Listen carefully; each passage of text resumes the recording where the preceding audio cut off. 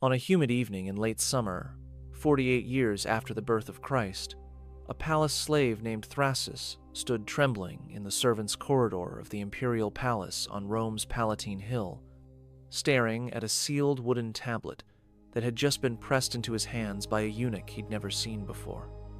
The tablet bore no markings, no indication of who had sent it or what it contained, but the eunuch had whispered 3 words before disappearing back into the labyrinth of palace passages. The Empress summons. Thrasus felt his stomach turn to ice.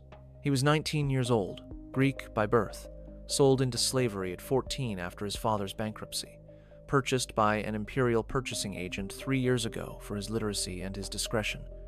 In his time serving the imperial household, he had learned the first rule of palace survival: avoid the attention of powerful people.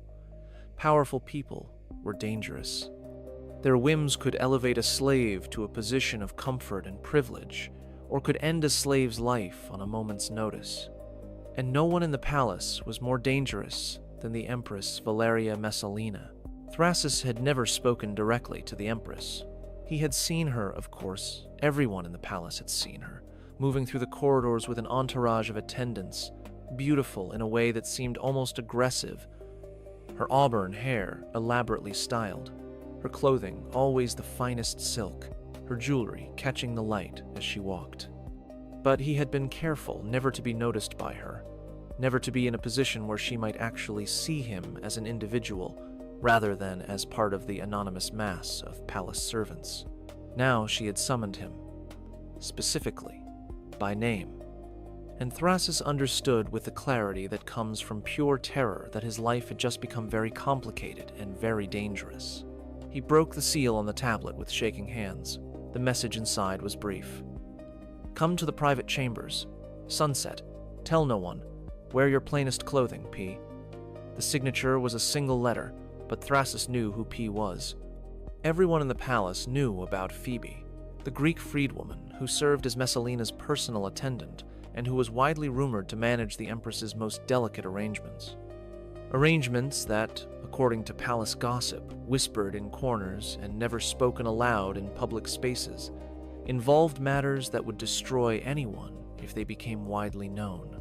As the sun began to set, painting the Roman sky in shades of orange and purple, Thrasus made his way to the section of the palace where the imperial family's private chambers were located.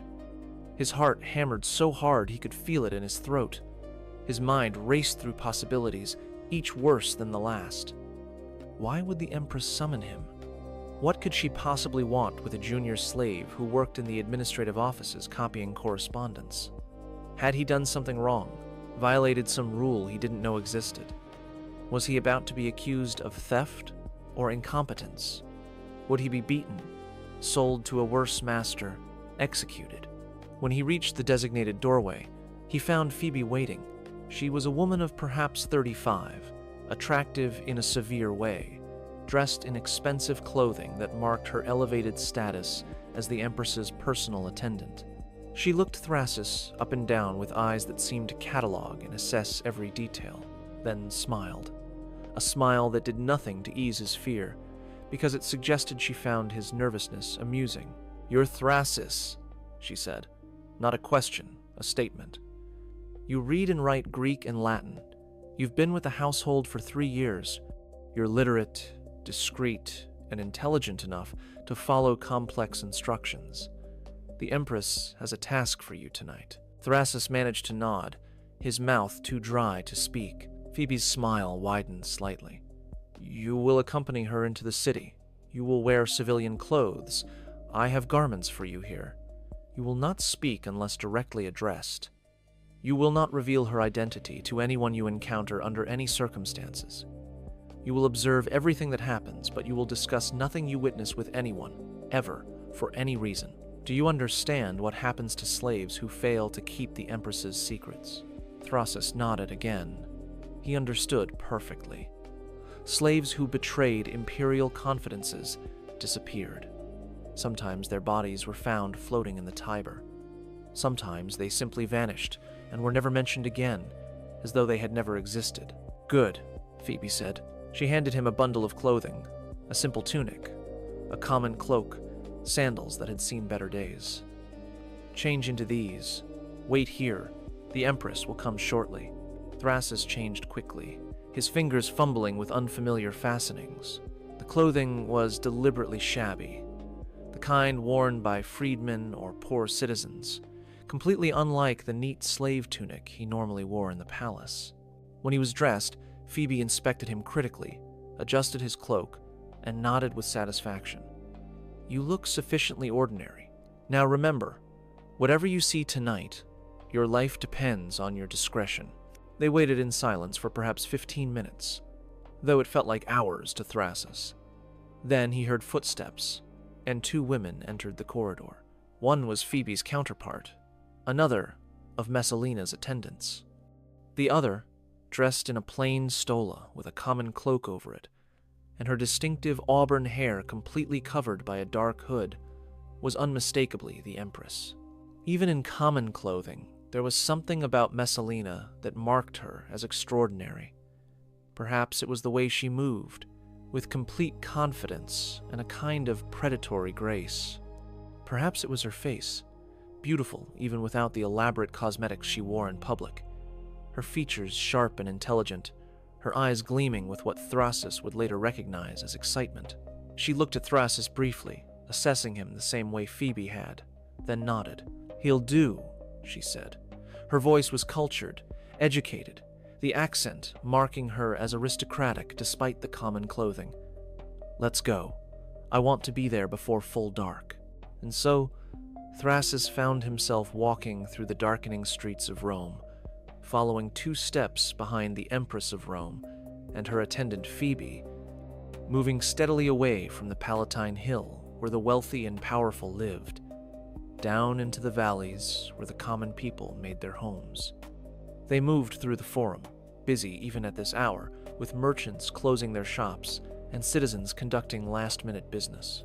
They passed temples and public buildings where Thrasus had never been. They entered neighborhoods he had never visited, areas where the apartment buildings, the insulae, rose 4 and 5 stories high, where the streets narrowed and became crowded, where the smell of cooking food and human waste and incense from household shrines mixed into the distinctive odor of urban poverty. They were heading, Thrasus realized with growing unease, into the Suburra. The Suburra was Rome's most notorious district, a dense warren of narrow streets and tall buildings where the working poor lived in cramped conditions, where crime was rampant, where women sold companionship openly and brazenly, where taverns and gambling dens and worse places operated freely. Respectable people did not go to the Suburra after dark. Women of good family did not go to the Suburra at all, and the Empress of Rome certainly did not go to the Suburra, except she did. Messalina seemed to know exactly where she was going, moving through the twisting streets with confidence, occasionally glancing at street corners or landmarks to orient herself, but never showing any hesitation or uncertainty. She had been here before, Thrasus realized. Multiple times, probably. This was not a desperate flight or a dangerous adventure. This was a routine that Messalina had established, a pattern she followed regularly. They reached their destination after perhaps 30 minutes of walking, a building that looked like any other in the Suburra, unremarkable except for a red lantern hanging beside the door. The red lantern was a universal signal in Rome, marking a building as a house of ill repute, a place where women sold companionship and where men came to purchase private entertainment. Thrasus felt his fear spike into something approaching panic. Why was the Empress of Rome bringing him to such an establishment? Phoebe knocked on the door in a specific pattern. 2 knocks, pause. 3 knocks, pause. 1 knock. The door opened immediately, revealing a large man with the scarred face of someone who had worked as an enforcer or guard. He looked at Phoebe, then at Messalina, and his expression shifted from professional wariness to something like recognition mixed with fear.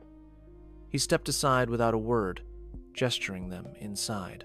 The interior of the house was dimly lit by oil lamps, the light flickering and creating moving shadows on the walls. The main room held benches and cushions where clients could wait or negotiate with the women who worked there. Several women were present, dressed in short tunics that exposed their legs and arms, their faces painted with cosmetics, their hair styled in ways meant to attract male attention. They looked up when the door opened, assessed the newcomers, and returned to their conversations, except for one older woman who rose and approached immediately. This woman was perhaps 50, heavy-set, her face showing the remnants of beauty now faded, her clothing more expensive than the working women wore. She was clearly the owner or manager of the establishment. She bowed slightly to Messalina, not the deep bow she would give to a recognized empress, but a gesture of respect that suggested she knew who her visitor was and understood the need for discretion. "My lady," the woman said quietly, "your usual room is prepared. Will you require—" she glanced at Thrasus. "The full arrangements." Messalina nodded. "The full arrangements. I'll be here until dawn." She looked at Thrasus directly for the first time since leaving the palace, and her eyes held something he couldn't quite identify. Amusement? Excitement? Challenge? This one is just an observer tonight. He's here to learn what discretion means. Position him where he can see but won't interfere. The establishment's keeper nodded and gestured to a corner of the room where a small stool stood partially obscured by a column. "There," she said to Thrasus. "Sit there.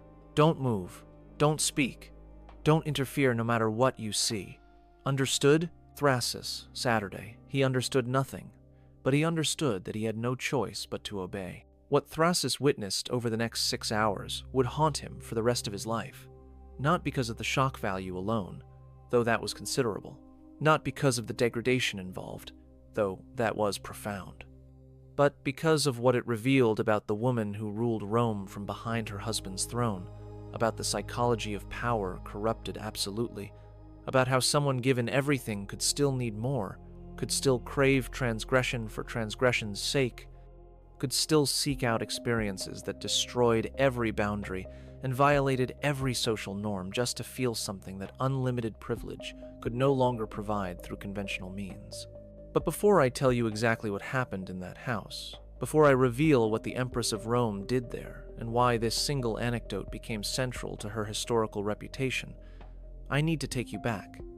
I need to tell you who Messalina was, how she rose to power, what she did with that power, and why her name has become synonymous with depravity and corruption for 2,000 years. Because understanding what happened in that establishment, and understanding whether it actually happened as described, or whether it's symbolic truth rather than literal truth, requires understanding the whole arc of Messalina's extraordinary and appalling life. And I promise you, by the time we return to that house in the Suburra, and to Thrasus sitting frozen on his stool watching something he could never have imagined, you will understand why ancient historians struggled to find adequate words to describe Messalina's behavior. You will understand why Roman poets made her the ultimate symbol of female corruption. You will understand why her story has been told and retold for 2 millennia as the definitive cautionary tale about power without restraint.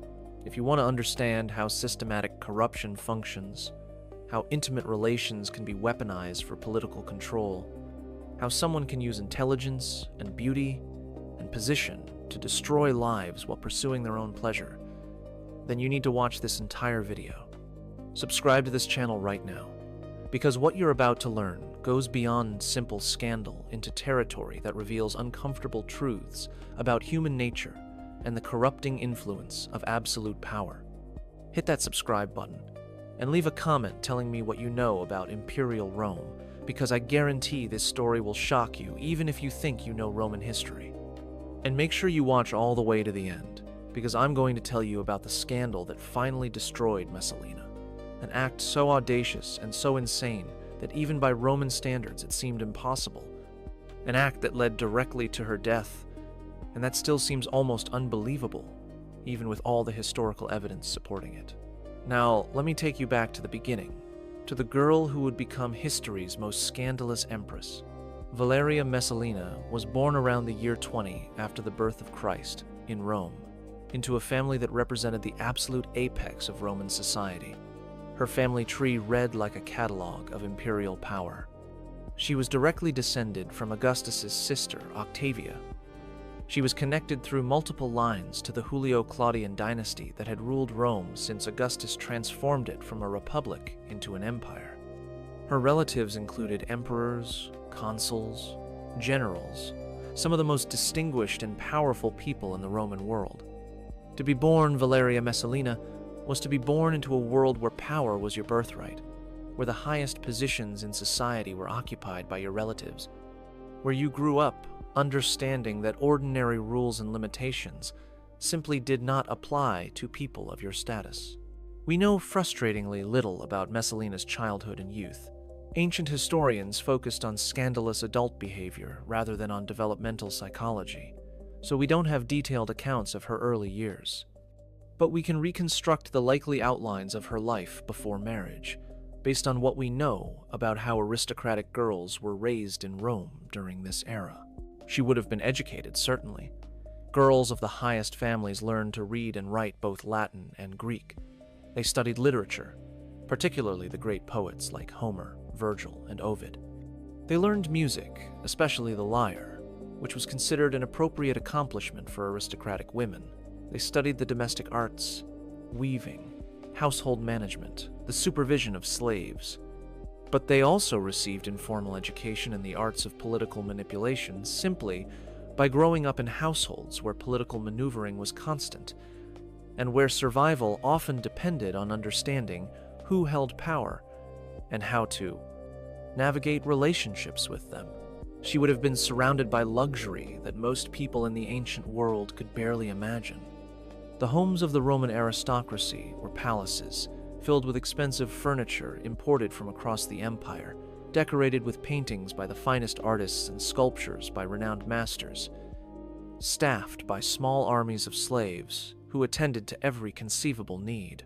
Messalina grew up wearing silk imported from China, eating delicacies brought from the furthest reaches of the empire, entertained by the best musicians and performers, completely insulated from the hardships that ordinary Romans experienced daily. The meals alone would have been extraordinary. Breakfast might include bread with honey, fresh fruit, cheese, and watered wine.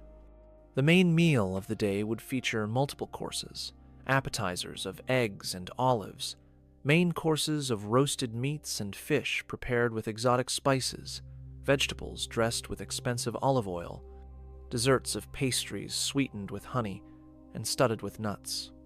The wealthy Romans of Messalina's class ate lying on couches, attended by slaves who brought each course and poured wine mixed with water in precisely the proportions preferred by each diner. Her clothing would have been magnificent. Roman aristocratic women wore stolas, long flowing garments made of the finest linen or silk, dyed in expensive colors, particularly the famous Tyrian purple that cost a fortune to produce. They wore jewelry of gold and precious stones, necklaces and bracelets and rings that displayed their family's wealth. Their hair was styled elaborately by skilled slave hairdressers who spent hours creating the complex arrangements that fashion demanded, building structures of curls and braids decorated with pins and combs of precious metal. But she would also have been surrounded by danger and political intrigue. The Julio-Claudian dynasty was characterized by internal feuds, plots, betrayals, murders, disguised as accidents or suicides. Messalina's childhood coincided with the reigns of Tiberius and Caligula, two emperors whose paranoia led to numerous executions and exiles of aristocrats suspected of disloyalty or ambition. She would have heard about relatives and family, friends who fell from favor, who were accused of treason on flimsy evidence, who died or disappeared. She grew up understanding that family connection to the imperial line was both a tremendous privilege and a potential death sentence, that survival required political acumen and the ability to navigate complex and dangerous relationships. Messalina would have learned by observation how power actually worked in imperial Rome. She would have watched as her mother and other aristocratic women managed their households, giving orders to slaves and freedmen, hosting dinner parties where political alliances were formed or broken, using charm and manipulation to influence their husbands and other powerful men. She would have learned that women in her society had limited formal power. They could not vote, could not hold political office, could not command armies, but that they could exercise enormous informal influence through the men in their lives. She would have observed the games of social dominance that characterized aristocratic life, how seating arrangements at dinner parties communicated status, how the quality of gifts exchanged reflected the balance of favor and obligation between families, how marriages were arranged to benefit family interests rather than individual desires, how reputation was everything, and how easily reputation could be destroyed through gossip and scandal. She learned the languages of power, spoken and unspoken, that would serve her when she later needed to navigate the even more treacherous waters of the imperial court. When Messalina was approximately 18 years old, the sources are vague about her exact age, she was married to Tiberius Claudius Caesar Augustus Germanicus, known to history as Claudius. The marriage was arranged, as all aristocratic marriages were in Rome, to benefit both families through the alliance. For Messalina's family, the marriage connected them more directly to the immediate imperial family. For Claudius's family, Messalina's impeccable lineage added luster to a branch that had been somewhat marginalized. Claudius was approximately 50 years old at the time of the marriage, nearly 3 decades older than his teenage bride. He was a member of the imperial family, the younger brother of the famous general Germanicus and the uncle of the current emperor Caligula. But no one expected Claudius to ever amount to much politically. Claudius had physical disabilities, a limp, a stutter, a tremor in his hands, a tendency to drool when excited or nervous, that made him seem unsuitable for public life in a culture that valued physical perfection and martial prowess. His own family had marginalized him for most of his life, excluding him from military commands and political offices, treating him as an embarrassment to be hidden away.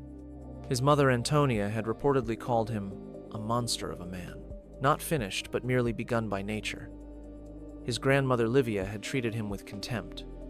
Even Augustus, his great-uncle, had written letters questioning whether Claudius should be allowed to appear in public at family events because his disabilities were so obvious. Claudius had responded to this marginalization by becoming a scholar, writing histories of Carthage and Etruria and the Etruscan language, spending his time in libraries rather than in the forum or on campaign. He was intelligent, educated, kind by most accounts, but he was not seen as someone who would ever wield real power. His scholarship was respected by other scholars, but dismissed by practical politicians as the useless occupation of someone who couldn't handle real responsibilities. So Messalina's marriage to Claudius probably seemed like a safe, comfortable arrangement to her family. She would be married to a harmless scholar who would never demand too much from her, who would give her a respected position as the wife of an imperial family member, without any of the dangers that came with being too close to actual power. She would live in comfort, raise children who would have prestigious lineage from both parents, manage a household, and otherwise live the life of a wealthy aristocratic matron. For an 18-year-old girl being married off to a much older man she barely knew, it could have been far worse. Many aristocratic women were married to brutal men, to political climbers who would use them as pawns, to men who kept mistresses openly and treated their wives with contempt. Claudius, by all accounts, was gentle and scholarly, unlikely to mistreat her. Messalina settled into her role as Claudius's wife. She bore him 2 children in quick succession, a daughter named Octavia and a son named Britannicus. She managed his household, which was substantial, though not as grand as the imperial residences. She attended social functions appropriate to her station. She seemed, by all external measures, to be fulfilling her duties as an aristocratic Roman wife perfectly well. Then, everything changed. On January 24th, in the year 41 CE, 3 years after Messalina married Claudius, the Emperor Caligula was assassinated by officers of the Praetorian Guard in an underground passage beneath the palace. Caligula had ruled for less than 4 years. But those years had been characterized by increasing instability, cruelty, and erratic behavior that had alienated the Guard, the Senate, and large segments of the aristocracy. The assassins struck during the Palatine Games, killing Caligula and his wife Caesonia and their infant daughter, intending to eliminate the immediate imperial family and potentially restore some form of republican government, or at least choose a more suitable emperor. The assassination threw Rome into chaos. Who would rule now? The Senate convened emergency sessions to debate the future. Some senators argued for restoring the republic, ending the imperial system that had existed for less than a century. Others argued for choosing a new emperor from the remaining members of the imperial family. The Praetorian Guard, meanwhile, had their own interests to consider. They had been well paid and privileged under the emperors. A return to republican government might mean the end of their elite status and their financial privileges. But empires, once established, are difficult to dismantle. The Praetorian Guard, the elite military unit responsible for protecting the emperor, had an institutional interest in maintaining the imperial system because emperors were their primary source of income and privilege. Rather than allowing a potential return to republican governance, the Guard began searching the palace for surviving members of the imperial family who could be proclaimed the next emperor. They found Claudius hiding behind a curtain in the palace, terrified that he was about to be killed as part of a general purge of the Julio-Claudian line. According to the ancient sources, Claudius was nearly incoherent with fear, stammering and begging for his life, certain that the soldiers who found him had come to execute him as they had executed Caligula. But the guards had no intention of killing him. Instead, they recognized an opportunity. Here was a member of the imperial family who had no political base, no military following, no history of making enemies because he had been so thoroughly excluded from real power. He was perfect precisely because he was so harmless. He could be controlled. He would be grateful for being elevated rather than executed. And his legitimacy was unquestionable given his lineage. He was the brother of Germanicus, one of Rome's most beloved generals, the uncle of Caligula, the grandson of Mark Antony, connected to Augustus through multiple family lines. No one could question his right to the position based on bloodline. The Praetorian Guard proclaimed Claudius emperor on the spot. They carried him on their shoulders to their camp outside the city. The Senate, which had been debating what to do after Caligula's assassination, found itself confronted with a fait accompli. The military had already chosen the next emperor. After some negotiations about privileges and immunities, and after receiving assurances that Claudius would respect senatorial prerogatives, the Senate formally confirmed Claudius as emperor. And in that moment, everything changed for Messalina. The 19-year-old wife of a marginalized scholar suddenly became the Empress of Rome, one of the most powerful women in the world. She had access to wealth and resources beyond calculation. The imperial treasury was at her disposal. She had influence over military appointments, political decisions, legal judgments, and economic policies that affected millions of people across the Roman Empire, stretching from Britain to Egypt, from Spain to Syria. She discovered that her beauty and charm, which would have been valuable assets in any aristocratic marriage, were now weapons of tremendous power when combined with the imperial position. And she discovered something else. Her husband Claudius, for all his intelligence and learning, was remarkably susceptible to manipulation. The ancient historians universally describe Claudius as someone who was brilliant in his scholarly pursuits, but surprisingly naive about human nature and interpersonal politics. He had spent most of his life being underestimated and marginalized by his family, treated as a figure of fun rather than as a serious person. He had few friends and had never learned to read social cues effectively because his disabilities had isolated him from normal social development. Suddenly elevated to the highest position in Rome, he was uncertain and anxious, surrounded by palace freedmen and advisors who had their own agendas and who were far more experienced in political manipulation than he was. Into this environment stepped Messalina, beautiful, charming, confident in ways that Claudius was not. She quickly learned that she could influence her husband's decisions through a combination of physical attention, flattery, and strategic timing of her requests.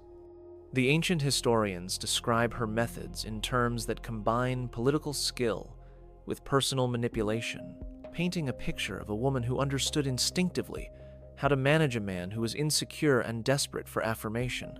Messalina learned quickly how to manage Claudius. According to the sources, she would time her requests carefully, approaching Claudius when he was relaxed and receptive, perhaps after a good meal or when he was enjoying his wine. She would combine rational arguments with physical affection, making him associate agreement with pleasure and comfort. She would use tears and anger strategically when necessary, creating emotional scenes that Claudius would do anything to resolve because confrontation distressed him. She would withhold intimacy when Claudius displeased her and reward his cooperation with increased affection, creating a pattern of behavioral conditioning that shaped his responses. She also cultivated relationships with Claudius's most powerful freedmen, Narcissus, Pallas, and Callistus, the former slaves who now managed the imperial bureaucracy and who wielded enormous unofficial power. Narcissus handled correspondence and communication, controlling what information reached the emperor and how it was presented.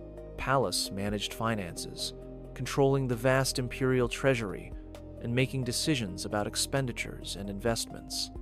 Callistus dealt with petitions and legal matters, determining which cases reached the emperor's attention and how they were framed. These freedmen had risen from slavery to positions of enormous influence through their intelligence, administrative skill, and ability to make themselves indispensable. They understood better than almost anyone how power actually worked in imperial Rome, and they recognized immediately that the young empress would be a force to be reckoned with. Messalina learned to work with each of them, figuring out what they wanted and what would buy their cooperation or at least their neutrality. Within a very short time, probably within the first year of Claudius's reign, Messalina had established herself as a power behind the throne, someone whose influence on the emperor was recognized by everyone in the palace and in the broader political world. People who wanted imperial favor learned to cultivate Messalina. Officials who wanted appointments learned to seek her support. Merchants who wanted government contracts learned that a gift to the empress might smooth their path. And people who crossed her learned very quickly how dangerous that could be. But Messalina's power manifested in ways that went beyond simple political influence. According to every ancient source that mentions her, she had appetites for intimate relations that were both extraordinary and dangerous. Now, we need to pause here and consider the context of these accusations carefully and critically.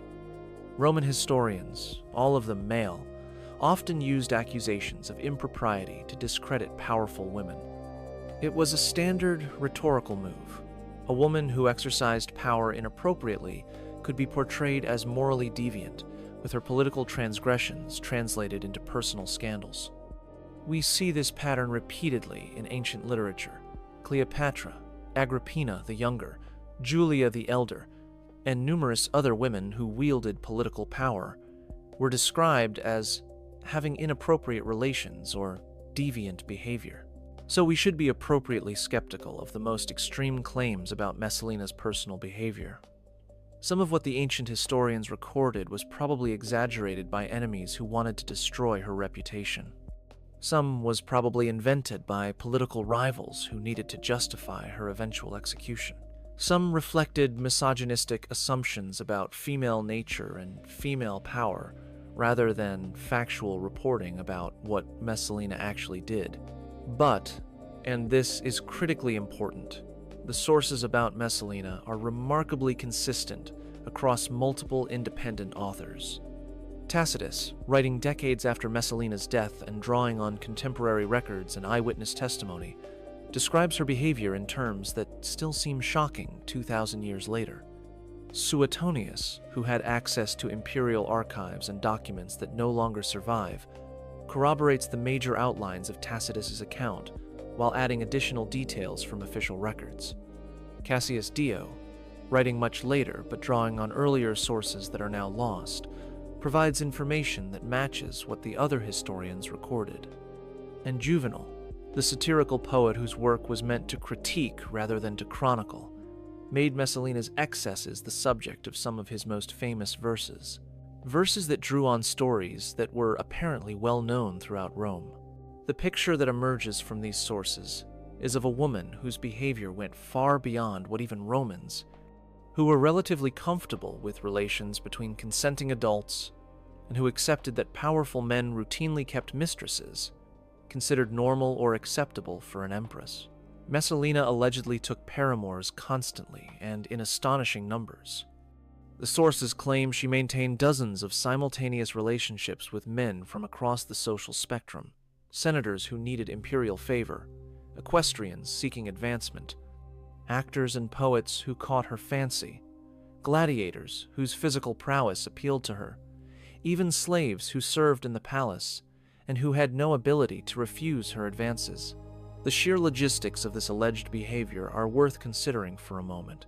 If the sources are even partially accurate, Messalina must have spent enormous amounts of time and energy arranging these encounters, managing the secrecy required to prevent Claudius from learning about all of them, and dealing with the complex web of relationships and rivalries that would inevitably develop among so many paramours.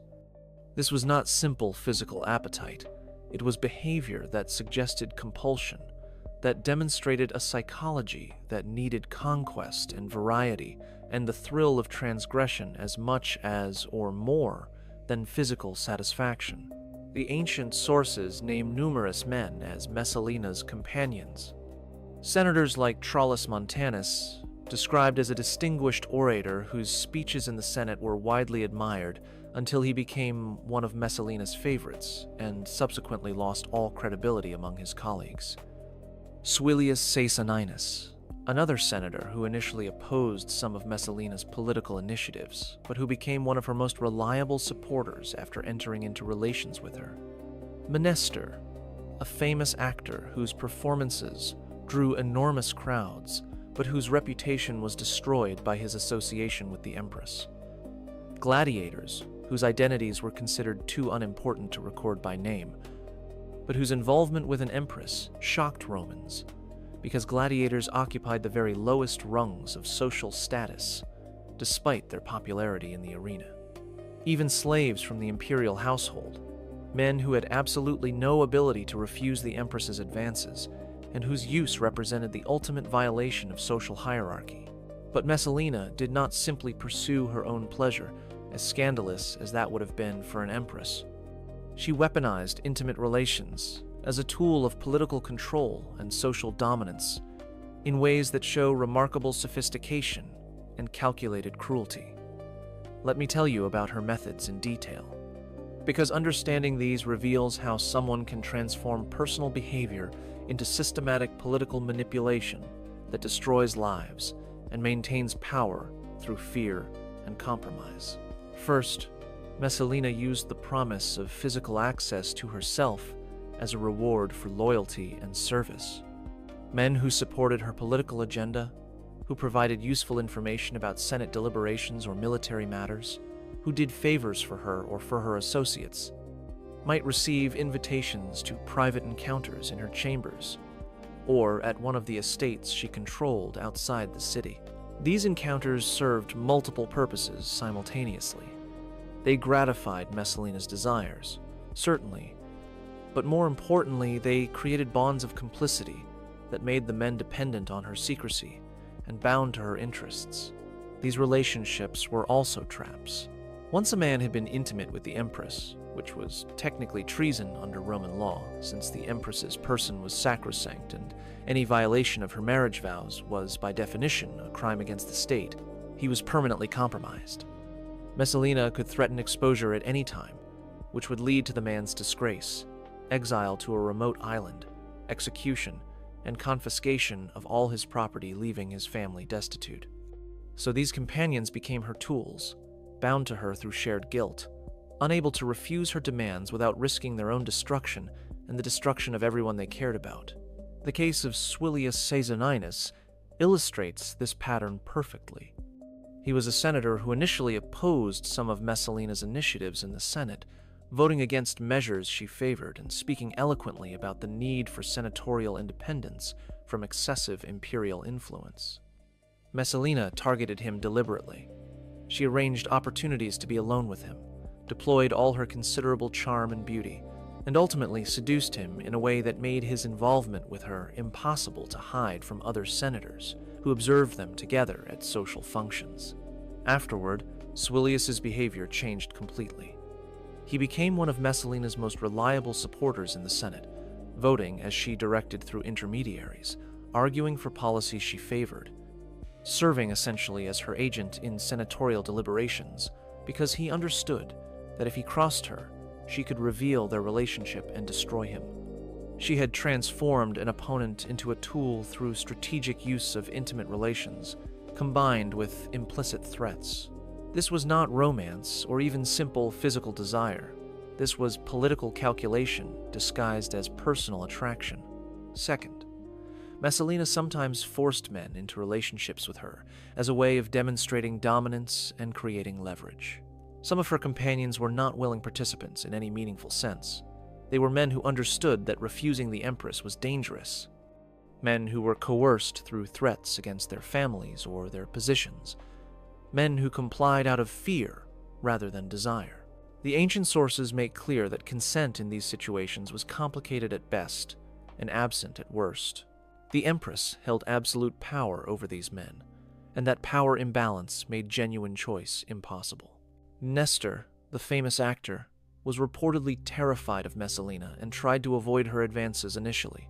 Acting was a profession that was wildly popular with Roman audiences, but that was considered disreputable by the aristocracy. Actors occupied a strange position in society, celebrated by crowds, sometimes becoming wealthy through their performances and through gifts from admirers, but lacking social respectability and having limited legal rights. For an aristocratic woman to have relations with an actor was scandalous because of the status violation. For the Empress to have relations with an actor was catastrophic for the actor, because it made him the subject of gossip and mockery throughout Rome. According to the sources, Messalina understood this and tried to refuse Messalina's advances. But she reportedly threatened him, making clear that refusal would be treated as an insult to the imperial family and would lead to his destruction. She may also have enlisted Claudius's help. The sources suggest that Messalina convinced Claudius to order Nestor to obey the Empress in all things, and that Claudius issued this order without understanding that it would be used to force Nestor into an intimate relationship. Once he became her companion, Nestor's relationship with Messalina became the worst-kept secret in Rome, destroying his reputation and making him the subject of jokes, with people mocking both him for being used by the Empress and Claudius for being unable to control his wife. The psychological impact on these forced companions must have been profound. They were required to perform intimacy with someone they feared, to pretend desire for someone who had coerced them through threats or through abuse of power, to participate in their own degradation while understanding that any sign of reluctance or any attempt to escape would bring punishment. This was not romance or mutual attraction. This was violation of bodily autonomy disguised as imperial favor, the abuse of power that denied these men any real choice in the matter. Third, and perhaps most cruelly calculated, Messalina would seduce the husbands of women she wanted to humiliate or destroy. This was a deliberate strategy of social warfare, carried out with careful planning and execution. Ancient sources describe multiple instances where Messalina targeted the husband of a woman who had insulted her at a social function, or who had too much influence in aristocratic circles, or who simply displeased her in some trivial way that most people would have overlooked but that Messalina's pride could not tolerate. She would arrange opportunities to be alone with the targeted woman's husband, would deploy all her considerable charm and beauty along with the allure of imperial favor and advancement, would seduce or coerce him into betraying his marriage. Then Messalina would ensure the wife found out about the betrayal. Sometimes this was done subtly, a word dropped in the right ear at a dinner party, a letter left where the wife would find it, an arranged encounter where the wife would walk in on something compromising. Sometimes it was done openly, Messalina would flaunt the relationship, appear in public with the man, in ways that made the situation obvious to everyone. Discuss the affair in social situations where the news would spread rapidly through Rome's gossip networks. For aristocratic Roman women, this represented social death. A woman whose husband had been unfaithful with the empress was humiliated before her entire social circle. Her marriage was destroyed or permanently damaged. Her position in society was undermined because people questioned what she had done to drive her husband to such behavior. Her children would grow up knowing their father had betrayed their mother with the empress. The psychological damage was immense and lasting, and then, often, Messalina would take the destruction even further. She would use the relationship she had engineered as a weapon against both the husband and the wife. The husband would be accused of some crime, treason, conspiracy, embezzlement, charges that were easy to fabricate in Imperial Rome and difficult to defend against in a system where the emperor's word was final and where standard rules of evidence could be suspended. The husband would be executed or forced to commit suicide or exiled to a remote island, his property confiscated by the imperial treasury. The wife, already humiliated by the infidelity, would now be impoverished and alone, stripped of her husband's property and income, possibly forced to leave Rome, her entire life destroyed by a woman she had offended in some trivial way months or years earlier. Vistilia was one such victim, her story preserved in fragments of historical accounts. She was an aristocratic woman from a distinguished family who had reportedly made some comment at a dinner party that was perceived as critical of Messalina's taste in entertainment or her patronage of certain actors. It was the sort of casual social comment that would normally have been forgotten within days, but Messalina remembered. Within months, she had arranged to meet Vistilia's husband at a social function, had seduced him using all her arts and the promise of imperial advancement, and had let Vistilia discover the relationship in the most humiliating way possible by ensuring they were seen together at the theater. Then Messalina arranged for Vistilia's husband to be accused of conspiracy, fabricating evidence that he had been meeting with disaffected senators and planning to overthrow Claudius. The case was heard in Claudius's chambers with Messalina present to influence the proceedings. Despite the husband's protests of innocence, he was found guilty and executed. Vistilia's property was confiscated along with her husband's, leaving her destitute. She died in poverty within a year, her health and spirit broken, her life completely destroyed by Messalina's calculated revenge for a casual insult. Fourth, Messalina created an intelligence network built on her intimate relationships that gave her extraordinary insight into Roman politics and society. Men who visited her chambers would be questioned about what they knew, political gossip from the Senate about which senators were forming alliances or rivalries, military information from officers about troop movements and command assignments, financial details from merchants and tax collectors about trade and revenue, social intelligence about rivalries and alliances among aristocratic families. The setting was intimate and private. The questioning seemed casual and conversational, and men relaxed by physical satisfaction and by the flattery of the empress seeking their opinions would often share information more freely than they would in formal interrogations or official meetings. This intelligence network was remarkably effective and gave Messalina advantages that other political figures lacked. She seemed to know everything that was happening in Rome before anyone else. She knew about plots and conspiracies before they matured into actual threats, allowing her to neutralize them early. She knew about rivals' weaknesses and vulnerabilities before those rivals even realized they had made themselves vulnerable. She knew about political and financial opportunities before others could exploit them, allowing her to position herself or her allies advantageously. This knowledge, gathered through private conversations and passed along by companions trying to please her or to secure her continued favor, made her one of the best-informed people in the empire and allowed her to stay ahead of potential threats and challenges to her position. But Messalina's manipulations went beyond intimate politics. She was also deeply involved in the political prosecutions and property confiscations that characterized Claudius's reign. And she used her influence over her husband to orchestrate the destruction of numerous people whose only crimes were being in her way, or possessing something she wanted.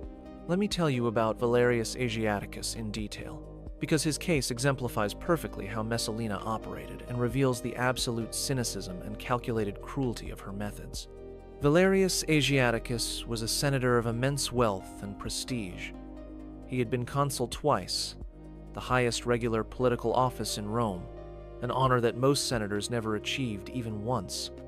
He had vast estates throughout Italy and Gaul, properties that generated enormous income, and that made him one of the wealthiest men in the empire. And he owned the gardens of Lucullus in Rome, one of the most beautiful private estates in the city, famous for its landscaping by renowned designers, its collection of artwork by the finest sculptors and painters, and its stunning views of the city from the Pincian Hill. Messalina wanted those gardens. The ancient sources disagree about her exact motivation. Tacitus suggests she genuinely loved the property and wanted it for herself, visiting it on multiple occasions and envisioning how she would redesign certain areas. Cassius Dio implies she saw an opportunity to acquire something valuable and couldn't resist the temptation, even though she had no particular need for another estate. Some modern historians speculate that destroying Asiaticus and taking his property was primarily about demonstrating her power, showing that she could target even the wealthiest and most distinguished senators and destroy them utterly. Whatever the motivation, Messalina decided to acquire the gardens of Lucullus, which meant she needed to destroy Valerius Asiaticus. She couldn't simply ask Claudius to confiscate the property. Even an emperor needed at least some pretext for seizing a senator's estate, and Asiaticus had done nothing wrong. So Messalina orchestrated an elaborate frame-up, working with Suilius Cessaninus, the same senator who had become her tool after being compromised through a relationship with her, to develop accusations that Asiaticus was plotting to overthrow Claudius and make himself emperor. The evidence was completely manufactured. Witnesses were coached or coerced into giving testimony that supported the conspiracy narrative. Letters were forged, suggesting that Asiaticus had been meeting secretly with military commanders. Financial records were altered to suggest he had been accumulating unusual amounts of cash, which was presented as evidence that he was planning to bribe soldiers. The case was carefully constructed to appear plausible while being entirely false. The accusations were presented to Claudius as a serious threat that required immediate action. Messalina emphasized how dangerous Asiaticus was, how his wealth and connections made him uniquely capable of challenging imperial authority, how failure to act quickly might give him time to activate his conspiracy. Claudius, trusting his wife and his advisors, ordered a trial. But the trial was held not in the Senate or in a public forum where Asiaticus might have had some chance of defending himself effectively, but in Claudius's own bedchamber, with Messalina present throughout to ensure the proceedings went exactly as she wanted. Asiaticus was brought before the emperor and his accusers, forced to defend himself against charges he knew were false but could not effectively refute because the entire system was rigged against him. The witnesses had been carefully prepared, their stories coordinated. The documentary evidence had been fabricated by people with access to official seals and archives. The judges, really just Claudius and his closest advisors, had already been influenced by Messalina's constant insistence on Asiaticus's guilt. According to Tacitus's detailed account, Asiaticus gave a powerful defense despite the hopelessness of his situation. He spoke eloquently about his service to Rome, his loyalty to the emperor, the absurdity of claiming that a man of his age and his accomplishments would suddenly decide to risk everything on a desperate conspiracy. He pointed out the inconsistencies in the testimony against him, the lack of any credible motive for him to act as accused. For a moment, it seemed like his defense might work, that Claudius might recognize the accusations were false and dismiss the charges. Then Messalina intervened directly. She began to cry, tears streaming down her face as she spoke about how betrayed she felt by Asiaticus, whom she had considered a friend. She spoke about how painful it was to discover that someone she had trusted had been plotting against her beloved husband. She described her fear that the conspiracy might have succeeded if loyal servants had not uncovered it in time. She made the case personal and emotional rather than legal and rational, playing on Claudius's feelings for her and his desire to protect her from distress. And Claudius, unable to bear his wife's tears or unwilling to contradict her in front of the assembled court, unable to believe that the woman he loved would lie about something so serious, condemned Asiaticus to death despite the weakness of the evidence and the strength of the defense. Asiaticus was given the option of taking his own life, which was considered more honorable than execution, and which allowed his family to retain at least some portion of his property rather than having everything confiscated. He chose this option, reportedly dying with remarkable dignity and courage. According to the accounts, he opened his veins in the traditional Roman fashion while reclining in his beloved gardens, bleeding to death over several hours while maintaining his composure to the end, giving instructions about his funeral arrangements and saying goodbye to the few friends brave enough to visit him. Immediately after his death, before his body was even cold, Messalina claimed the gardens of Lucullus as imperial property. She moved into them within days, began making plans for renovations and additions, held parties there for her favorites. She had orchestrated a man's death specifically to acquire his estate, and she showed absolutely no shame or regret about it. The gardens became one of her favorite properties, a place where she could host select gatherings, away from the formality of the main palace, where she could pursue her pleasures in relative privacy behind the estate's walls. This case was not unique or exceptional in Messalina's reign. Tacitus and the other ancient historians provide long lists of senators and equestrians who were executed, exiled, or forced to suicide during Claudius's reign, many of them at Messalina's instigation, and often for reasons that had nothing to do with actual threats to the state. The pattern was consistent and predictable. Someone would come to Messalina's attention as either a threat to her position or an obstacle to something she wanted. She would work with her network of compromised senators and cooperative freedmen to fabricate charges. She would influence Claudius to believe the accusations through a combination of tears and arguments and appeals to his security, and the person would be eliminated. Decrius Calpurnianus was executed because he owned estates in Campania that Messalina wanted for one of her favorites. Poppaeus Rufinus was destroyed because his wife had insulted Messalina at a party by suggesting that the empress's taste in entertainment was becoming too common. Trollus Montanus was killed because he had been Messalina's companion, but had tried to end the relationship when he became engaged to Mary, and she punished him for rejecting her by having him accused of conspiracy.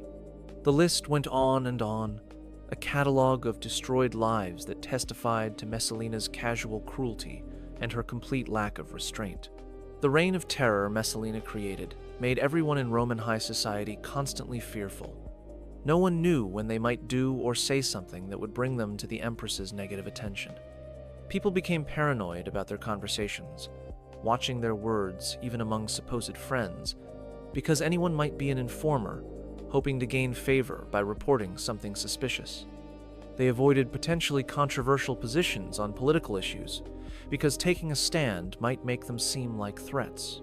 They tried desperately to stay beneath Messalina's notice, because being noticed by her was dangerous unless you were one of her favorites.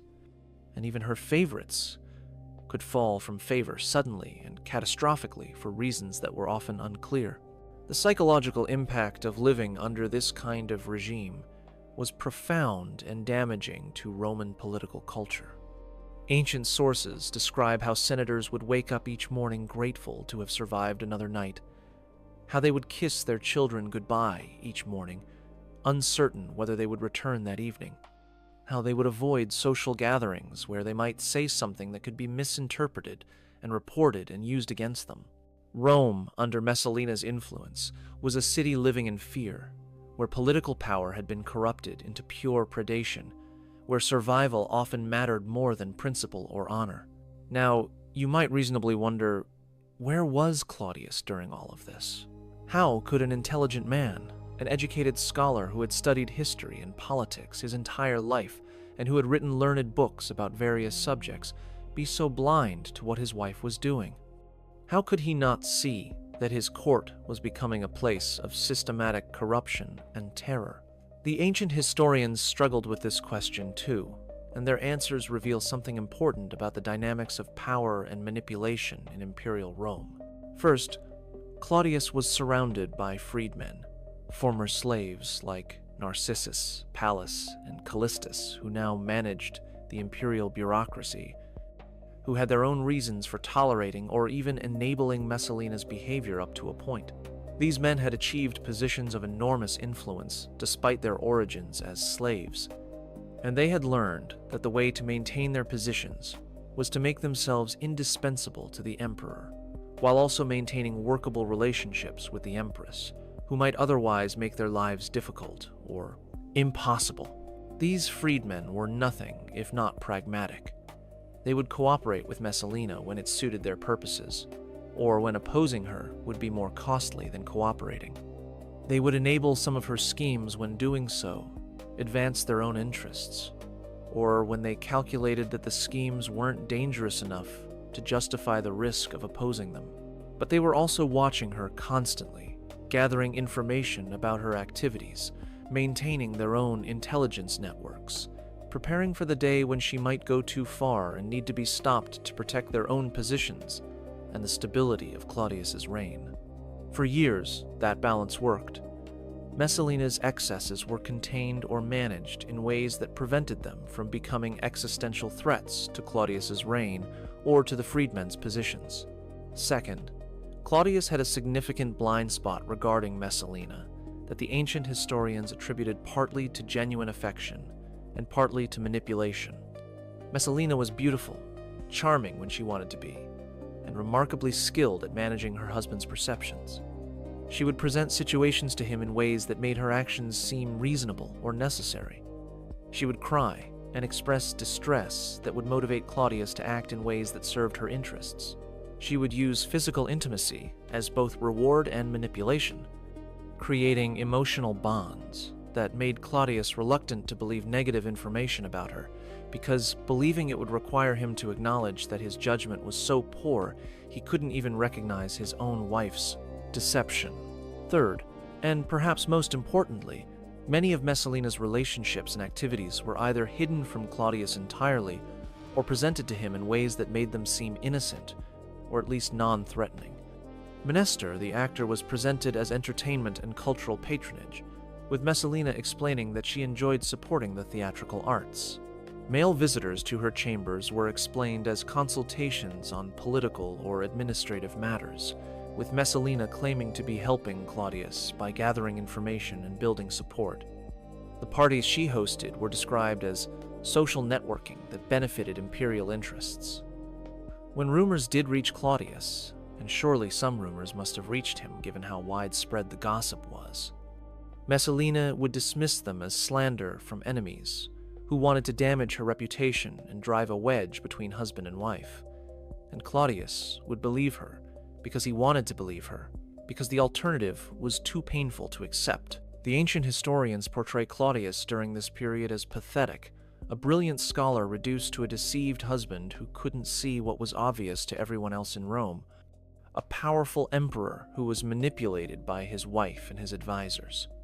Modern readers might be tempted to view him with contempt for his apparent blindness, but I think the reality was more complex and more tragic than simple foolishness.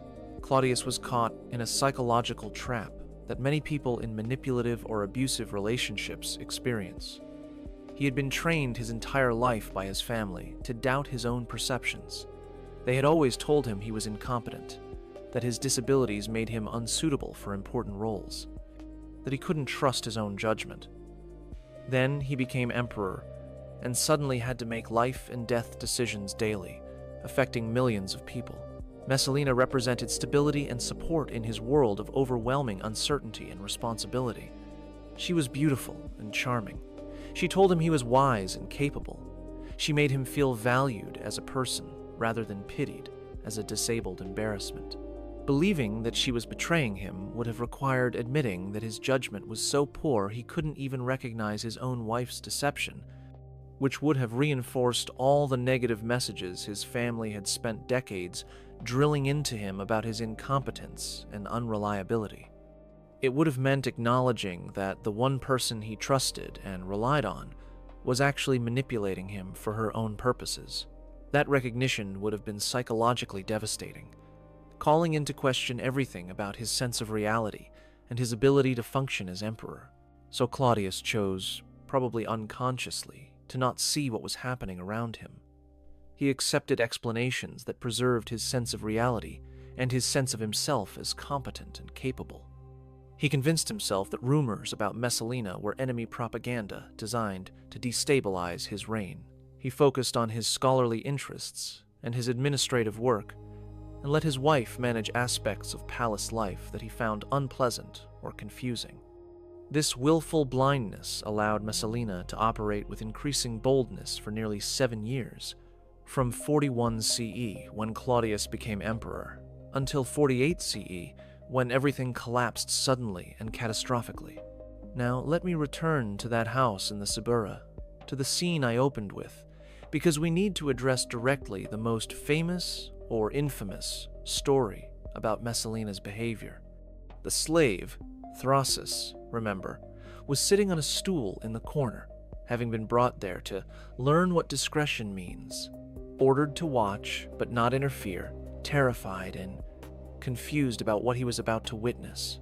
What Thrasis allegedly witnessed over the following hours, according to the ancient sources that describe Messalina's nocturnal adventures, was the Empress working as one of the women of the night in this establishment.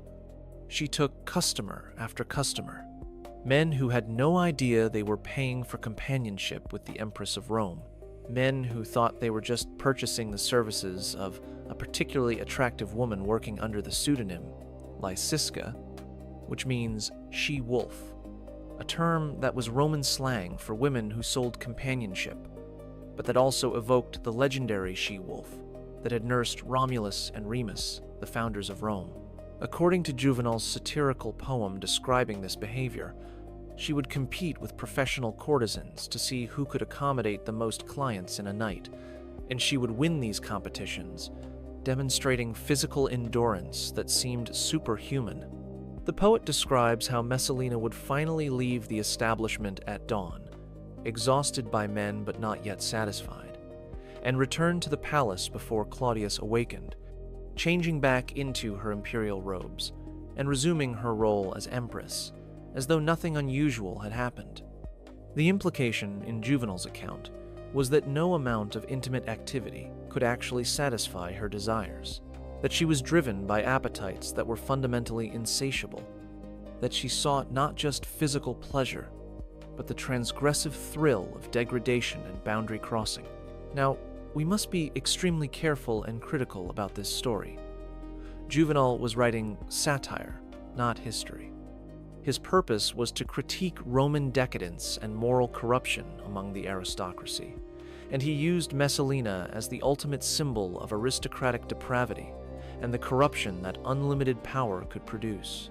He was writing several decades after Messalina's death, drawing on stories that had likely been exaggerated substantially in the retelling, and that may have become detached from whatever factual basis they originally had. He was crafting his account for maximum rhetorical impact and shock value, rather than for factual accuracy or historical precision. So, did Messalina actually work in such an establishment in disguise?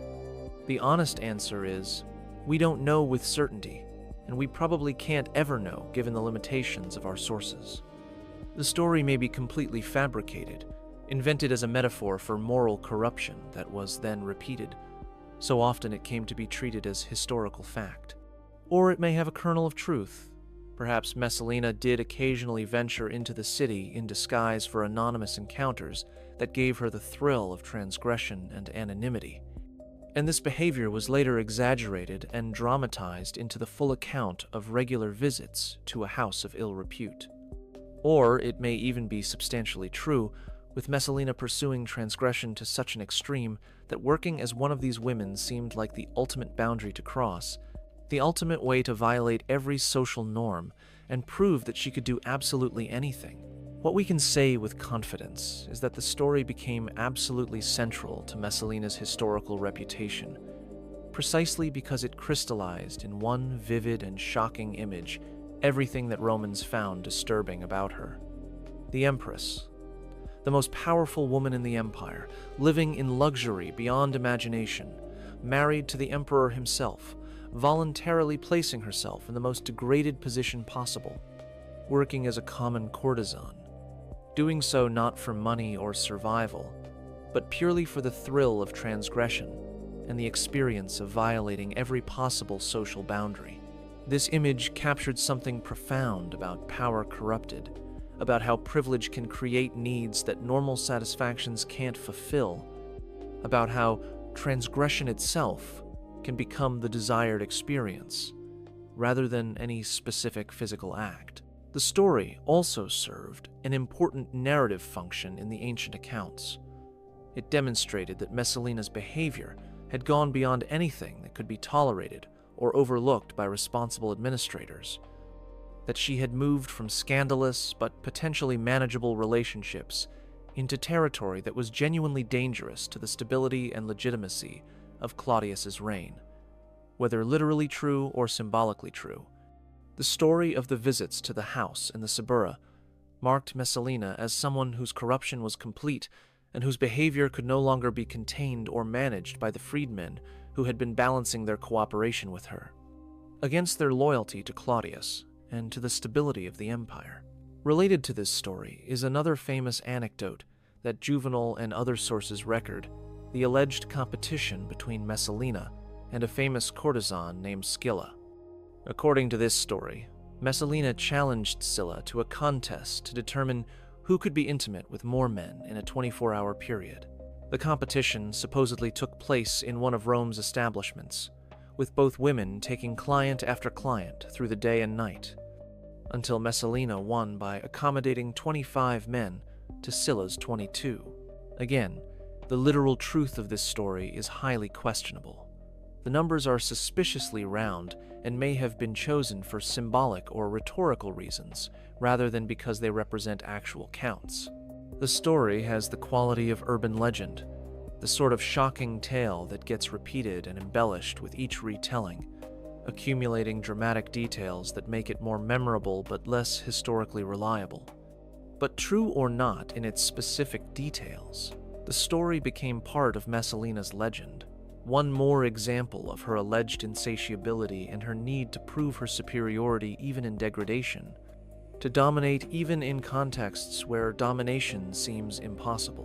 What these stories, the House of Ill Repute, the competition, the countless companions, what they collectively suggest is not just a woman who enjoyed intimate relations, but someone for whom such encounters had become compulsive and who needed increasingly extreme experiences to feel satisfied or stimulated.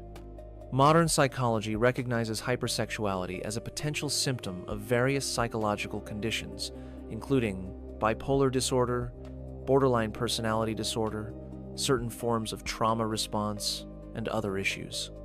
People experiencing hypersexuality describe it as being driven by compulsions they can't fully control, needing encounters constantly, even when those encounters bring more problems than pleasure, seeking increasingly extreme or risky situations as tolerance builds and normal experiences lose their impact. If Messalina was experiencing something like clinical hypersexuality, that would explain many aspects of her behavior that seem otherwise incomprehensible from a rational perspective. The constant pursuit of new companions, despite enormous risks to her position, and even to her life, the boundary crossing that led her to pursue men across social hierarchies from the most distinguished senators to the lowest slaves, the alleged need for extreme numbers of encounters that went far beyond what would satisfy ordinary physical desires, the possible pursuit of degrading experiences, like working in a house of ill repute, not despite, but because of the degradation involved, seeking the thrill of violating every possible social norm and experiencing the ultimate transgression. But we must be very careful about trying to medicalize or excuse behavior that was also deliberately cruel and destructive to others. Whatever psychological factors may have driven Messalina's compulsive pursuit of intimate relations, she also made conscious choices to weaponize such relations for political purposes, to destroy people who threatened her position or who simply annoyed her, to orchestrate murders and property confiscations to acquire things she wanted. She was responsible for her actions and their consequences, even if she was also driven by psychological factors she didn't fully understand or couldn't completely control. Understanding potential psychological motivations does not absolve someone of responsibility for harm they cause to others. And ultimately, Messalina's behavior, whether driven by psychological compulsion, by the corruption that absolute power produces, by boredom and the need for stimulation that unlimited privilege creates, or by some combination of all these factors, led her to commit an act so audacious and so seemingly insane that it destroyed all the protective structures that had kept her safe despite years of scandalous behavior. Let me tell you now about the Gaius Silius affair, about the scandal that ended Messalina's life, and that still seems almost unbelievable in its boldness, even knowing what we know about her previous behavior. Gaius Silius was, according to all the ancient sources, the handsomest man in Rome. This was not just subjective opinion, but apparently widespread consensus. He was famous for his physical beauty, in a culture that appreciated male beauty openly, and where such attributes could genuinely contribute to social success. He came from a distinguished family. His father had been a prominent general during Germanicus's campaigns in Germany, earning honors and building a reputation that gave the family prestige. Gaius himself held the position of consul designate, meaning he was scheduled to become consul in the near future, one of the highest regular offices in Rome that would cement his status among the elite. He was married to Junia Silana, a woman from another distinguished family with her own wealth and connections. By every measure, Gaius Silius was successful, respected, positioned for continued advancement through the ranks of Roman power. Then Messalina noticed him. According to Tacitus, who provides the most detailed account, she became infatuated with Silius in a way that was different from her many other relationships. This wasn't just another conquest or another tool for her political network. She genuinely desired him, wanted him for reasons that went beyond political calculation. She pursued him openly and aggressively in ways that made her interest clear to everyone in their social circle. She sent him expensive gifts, jewelry, horses, furnishings for his home. She appeared at his house unannounced, an extraordinary breach of social protocol that shocked his neighbors and servants. She invited him to parties and seated him in places of honor.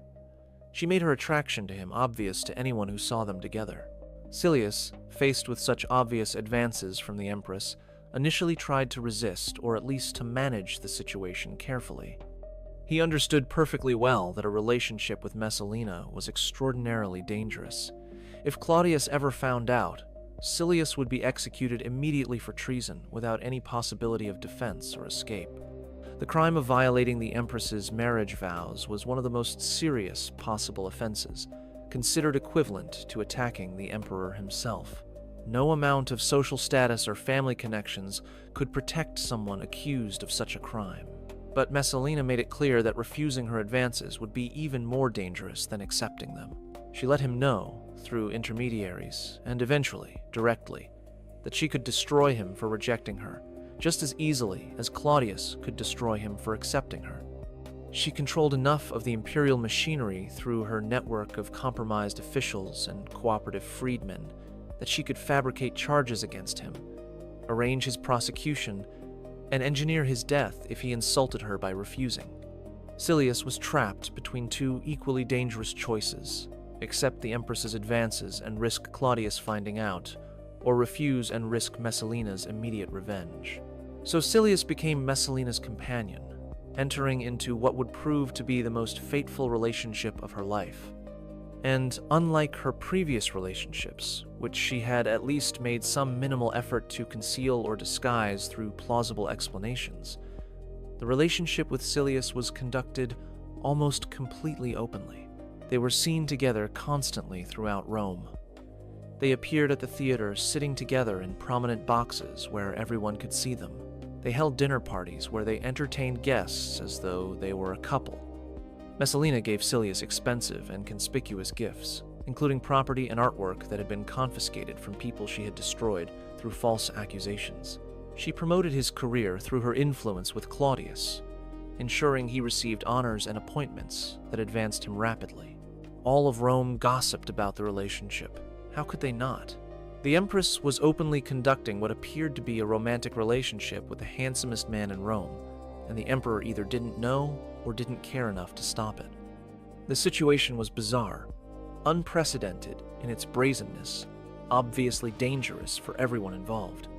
People whispered that Messalina had lost her mind, that she was going to get herself and Silius killed, that Claudius would eventually have to notice and respond with terrible consequences. But months passed, and nothing happened. Claudius continued with his administrative work, his scholarly pursuits, his public duties, apparently oblivious to his wife's flagrant infidelity that was the talk of the city. Then, in the autumn of 48 CE, Messalina and Silius made a decision that surpassed all their previous audacity, and that would prove to be the fatal mistake that destroyed them both. Claudius was scheduled to travel to Ostia, Rome's port city at the mouth of the Tiber, to inspect grain shipments and oversee administrative matters related to Rome's food supply. He would be gone for several days, and during his absence, while the emperor was away from Rome, Messalina and Silius decided to hold a wedding ceremony, a full, formal, traditional Roman wedding with all the customary rituals and celebrations. Let me be absolutely clear about what this means, because the full audacity and impossibility of it needs to be understood. Messalina was still legally married to Claudius. Claudius was still alive, still emperor, still Messalina's legal husband under Roman law. Divorce required formal procedures that had not been undertaken. But Messalina and Silius decided to conduct a formal Roman wedding ceremony anyway, complete with all the traditional rituals that marked a legitimate marriage, witnessed by hundreds of guests, including senators and other officials, creating a second marriage that existed simultaneously with Messalina's existing marriage to the emperor. This was not a secret ceremony in a hidden location. This was a public event with hundreds of witnesses, held at one of Messalina's estates outside Rome, conducted according to all proper forms. Messalina wore a wedding veil and traditional bridal clothing. Silius wore formal dress, appropriate for a groom. They joined hands in the traditional gesture. They exchanged vows before witnesses. They made sacrifices to the gods. They held an elaborate wedding feast with entertainment and celebration. They acted out the complete theater of a Roman aristocratic wedding, as though nothing about the situation was impossible or insane. The ancient historians struggled to explain this act, and modern historians continue to debate what Messalina and Silius thought they were doing. Some possibilities that have been suggested include, it may have been part of a coup attempt. By marrying Silius while Claudius still lived, Messalina might have been trying to transfer legitimacy to Silius, positioning him as her legal husband, and therefore as someone who could claim imperial authority as the husband of Augustus's direct descendant. If Claudius conveniently died, or could be declared incompetent, Silius could potentially claim the throne as Messalina's legitimate husband, especially if they had built sufficient support among key senators and Praetorian Guard commanders. The marriage would then be the opening move in a plan to replace Claudius. Messalina may have become so delusional about her power and her immunity from consequences that she genuinely believed she could marry Silius while remaining married to Claudius, and that this would somehow be acceptable. 7 years of getting away with increasingly outrageous behavior, 7 years of facing no real consequences for actions that would have destroyed anyone else, may have created in her a sense of omnipotence, a belief that normal rules simply didn't apply to her, and that she could literally redefine social and legal norms through her will. Silius may have pushed for the marriage, calculating that it gave him a path to power, and convincing Messalina that they had enough support to make it work. Ancient sources suggest he was ambitious, and that he may have seen in this bizarre situation an opportunity to position himself as the next emperor. He may have convinced Messalina that the marriage would strengthen both of them politically, and that Claudius was weak enough that he could be neutralized if he objected. It may have combined elements of all these motivations. Political calculation mixed with psychological delusion, mixed with the pure transgressive thrill of doing something so completely forbidden that it seemed almost impossible. Whatever drove them to this decision, the wedding happened. Hundreds of people attended and witnessed it. The celebration was reportedly wild and excessive, with drinking and entertainment and behavior that violated normal social propriety even at Roman aristocratic parties. And then, because Rome's political and intelligence networks were sophisticated, and because powerful people had their own sources of information, word of the wedding reached Narcissus, the freedman who managed Claudius's correspondence and who had been watching Messalina carefully for years, waiting for the moment when she would cross a line that could not be ignored or explained away. Narcissus understood immediately that this was that moment. The wedding was not just another scandal that could be managed or overlooked or explained away as malicious gossip. It was a direct threat to Claudius's authority, to his legitimacy as emperor, possibly to his life.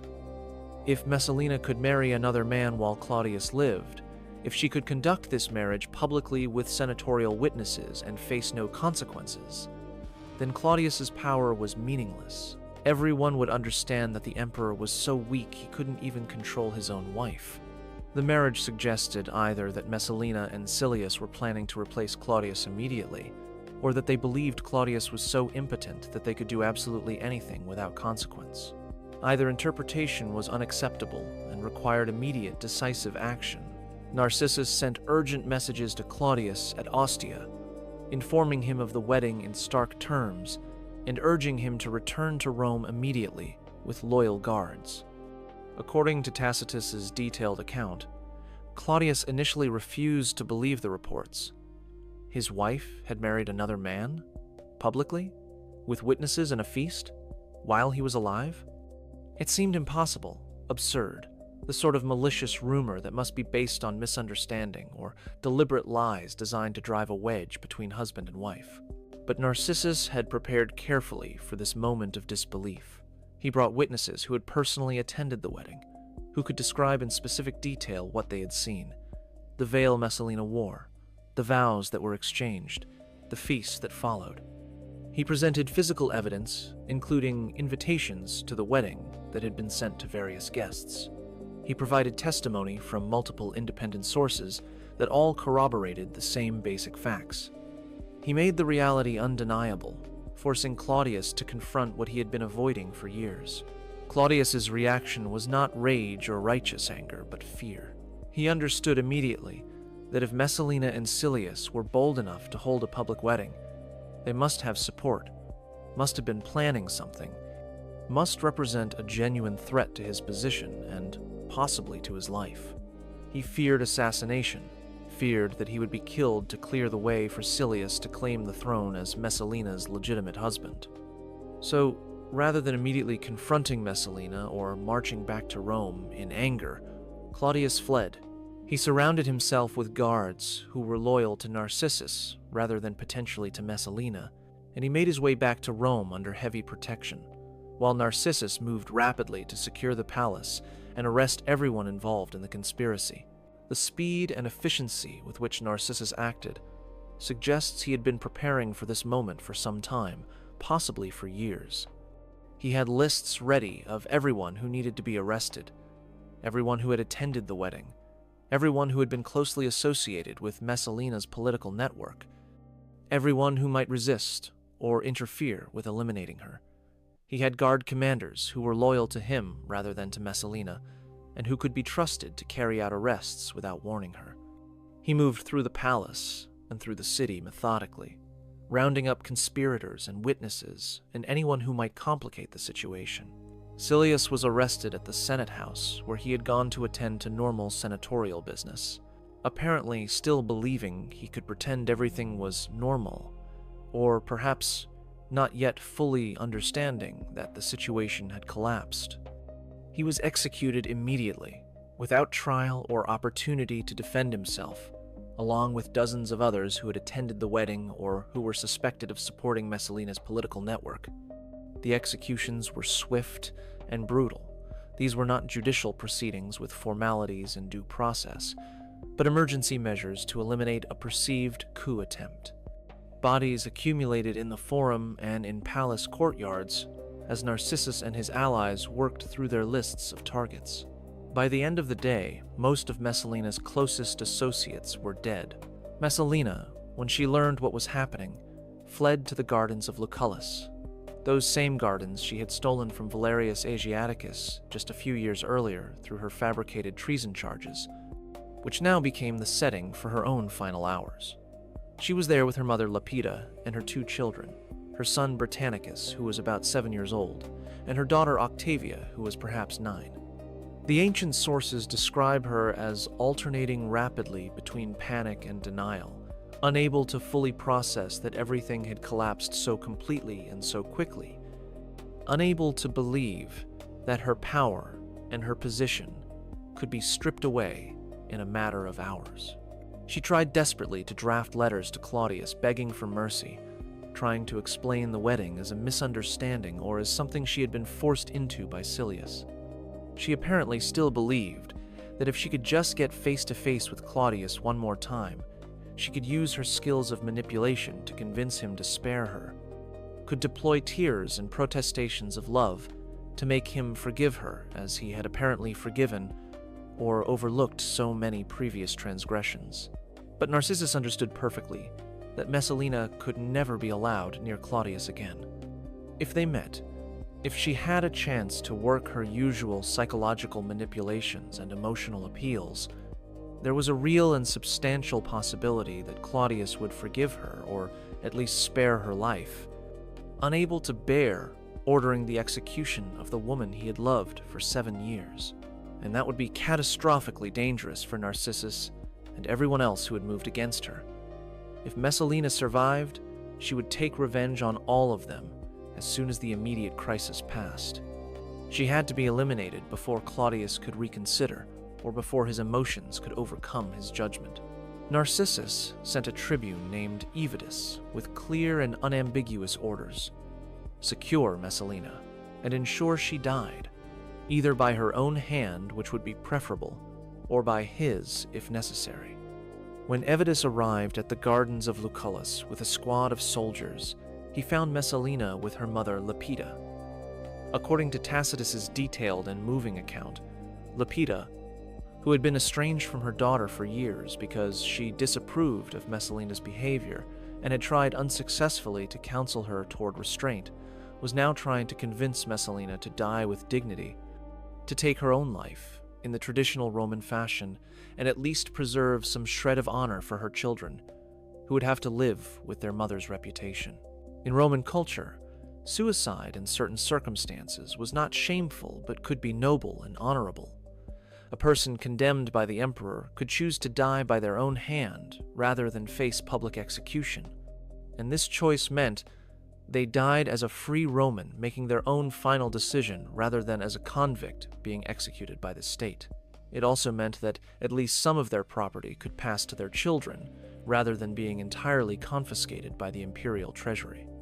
Lepida was offering her daughter this final mercy, the chance to die as a Roman aristocrat rather than as a condemned criminal, the chance to give her children at least some material inheritance, and perhaps some small preservation of family honor. But Messalina couldn't do it. Ancient accounts describe her as frozen, unable to take action even as her mother urged her, and as they heard the soldiers outside preparing to come in. She picked up a dagger that Lepida provided, held it in shaking hands, brought it toward her throat or her wrist, but she couldn't complete the act.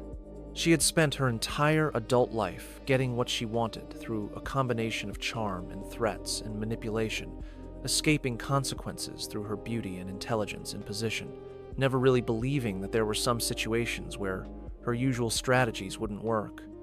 Now, faced with an unmanipulable reality where all her abilities were useless, where death was inevitable, and the only question was how it would happen, she simply couldn't function. She stood there, holding the dagger, her mother begging her to act, the soldiers approaching, but she was psychologically paralyzed.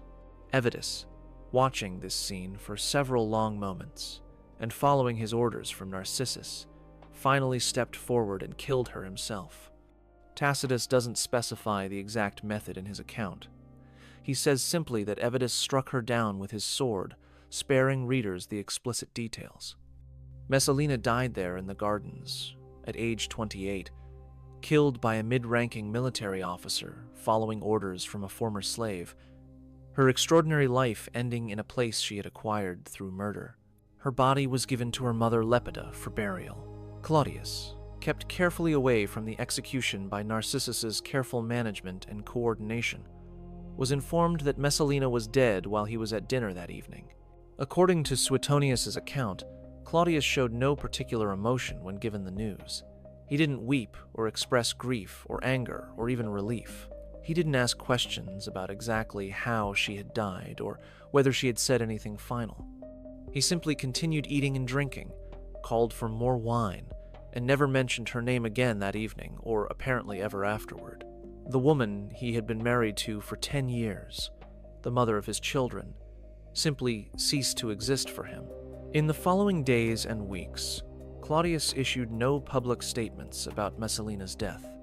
He didn't explain what had happened, didn't justify her execution to the Senate or to the Roman people, didn't acknowledge publicly that anything unusual had occurred. He simply moved forward with imperial business as though Messalina had never existed, as though the past 7 years of scandal and manipulation had been erased from history, as though he could restore order and legitimacy to his reign simply by refusing to acknowledge what had happened. The Senate, following Claudius's lead and recognizing which way political winds were blowing, ordered a damnatio memoriae, a formal condemnation of memory. This was a standard Roman practice for dealing with people who had betrayed the state or the emperor. Messalina's name was to be erased from public inscriptions wherever it appeared. Statues of her were to be removed or defaced so they could no longer be recognized. Official records were to be altered to minimize her role in events when possible, and to remove her name entirely when feasible. The goal was to obliterate her from history, to make it as though she had never been empress, to erase the memory of her scandals and crimes, so that they wouldn't continue to damage Claudius's reputation or the dignity of the imperial office. But of course, the attempt to erase Messalina from history failed completely and spectacularly. The story was too sensational, the scandals too shocking, the whole arc of her life too perfect as a morality tale about power and corruption for it to be forgotten. Instead of fading from memory as the Senate intended, Messalina's story was preserved in extensive detail by multiple historians who recorded everything they could learn about her behavior. The poets made her the ultimate symbol of female depravity and corrupt power, using her name as shorthand for moral corruption and insatiable appetites. Writers for centuries afterward referenced Messalina when they wanted to evoke images of lust or immoral ambition, or the corruption that absolute power could produce. Her name became more than just an insult. It entered common usage as a synonym for a certain type of corruption and excess. Calling someone a Messalina in the centuries after her death meant they were promiscuous, power, hungry, cruel, lacking all moral restraint. The name appeared in literature across languages and cultures. Even today, 2,000 years after her death, Messalina remains recognizable to educated people as representing the ultimate example of power corrupted through unrestrained appetites and ambition.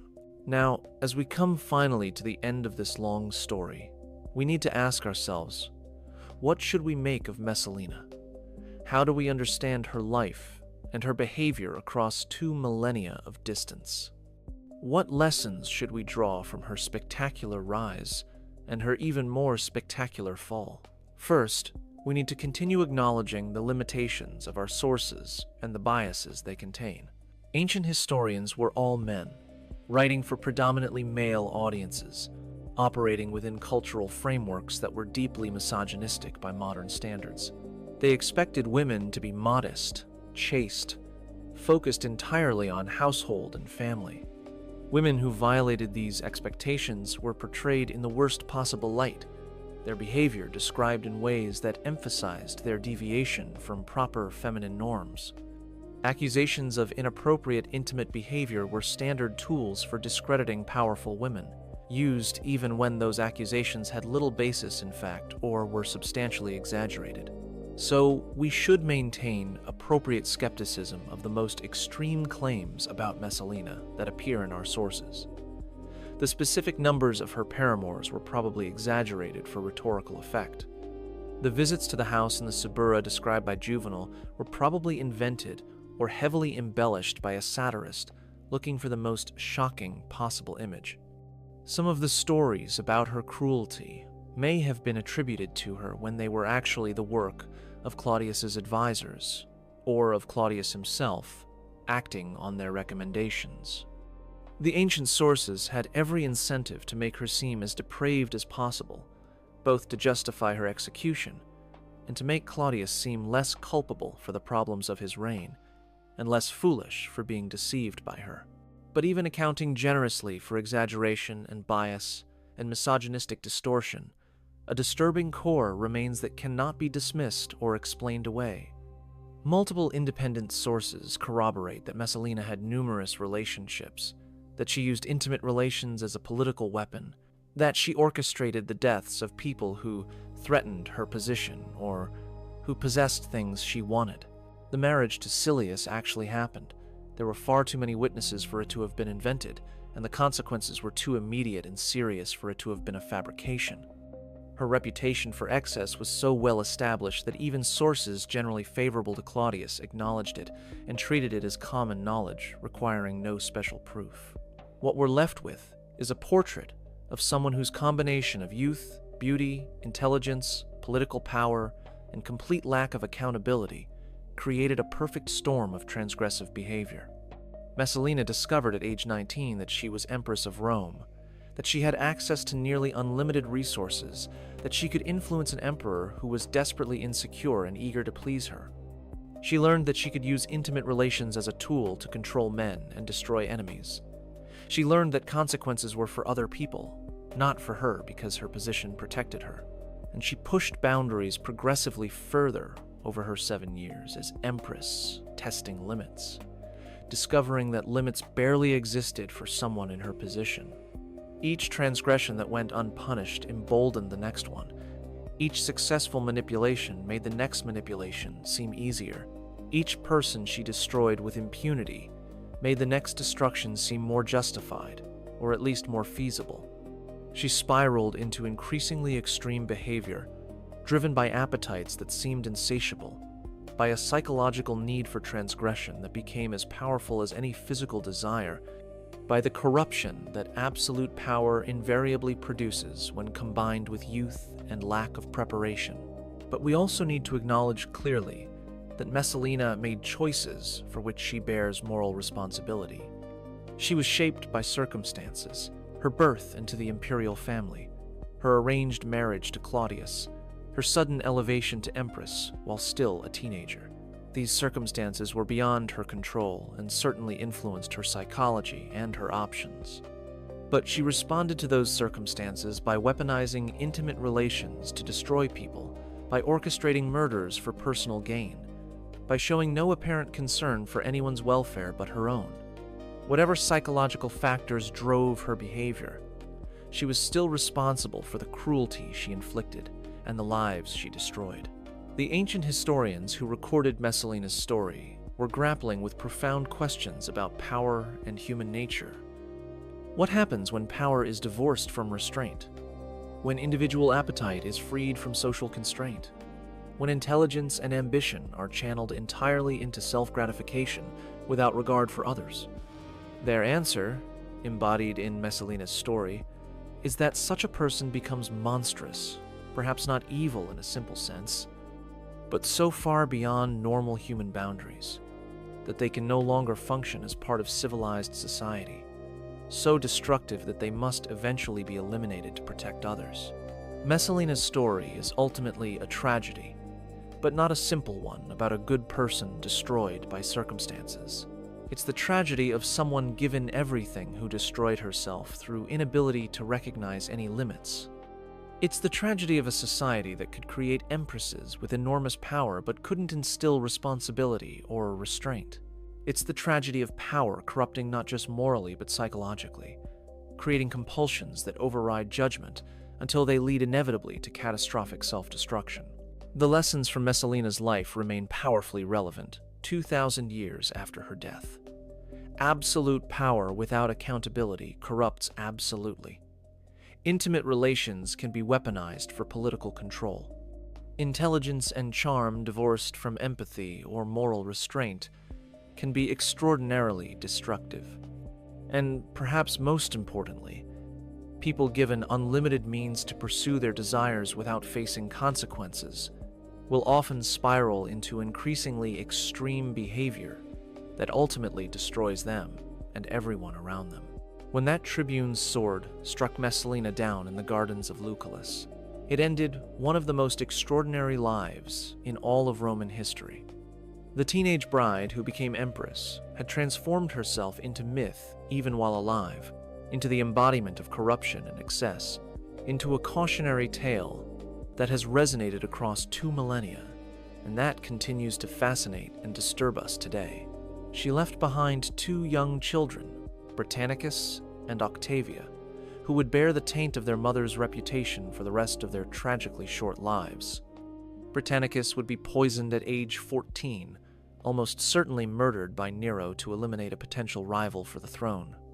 Octavia would be forced to marry Nero, treated with contempt and cruelty throughout the marriage, eventually exiled on false charges, and executed at age 22. The children of Messalina inherited not power or privilege, but catastrophe, their lives destroyed by their mother's actions and reputation in ways that demonstrate how the consequences of corruption extend across generations. She left behind a widowed emperor who remarried less than a year after her death, choosing Agrippina the Younger, who would prove even more politically ambitious than Messalina, though less personally scandalous. Agrippina would manipulate Claudius into adopting her son Nero as his heir, then almost certainly poison Claudius to make Nero emperor. So Claudius's attempt to find a less problematic wife after Messalina's execution failed spectacularly, demonstrating that the structural problems of imperial marriage, the concentration of power in the hands of people unprepared to wield it responsibly, could not be solved simply by replacing one empress with another. And Messalina left behind dozens, if not hundreds, of destroyed lives, families ruined by her political machinations, men compromised by her manipulations, women humiliated by her cruelty. The casualties of her 7 years as empress were enormous, each representing a personal tragedy that the historical sources record only briefly, if at all, because ancient historians focused on the powerful rather than on their victims. What do you think about Messalina's story after hearing all of this? Was she primarily a victim of a corrupt system that gave too much power to people, too young to use it responsibly? Or was she an architect of her own destruction who chose cruelty and excess, despite having other options? How much of what the ancient historians tell us should we believe given their biases and their tendency to exaggerate when describing powerful women? Do you think the story about the house in the Suburra is literally true, or does it work better as a metaphor for the corruption that absolute power produces? Drop your comments below, and let me know your thoughts on this most scandalous empress.